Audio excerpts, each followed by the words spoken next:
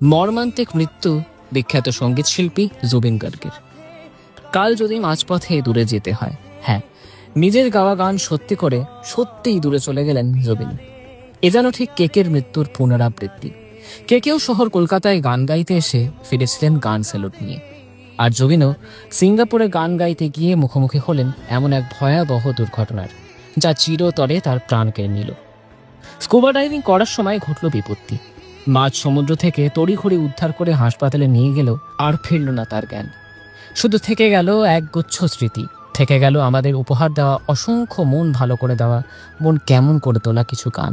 আজও আমাদের মন উথাল পাথাল করে চিরদিনই তুমি যা আমার সিনেমায় তার গাওয়া পিয়ারি গানটি শুনে। ভিড় মেট্রোয় আজও তার কণ্ঠে ইয়া আলি শুনে পায়ে তাল দেয় কিছু মানুষ।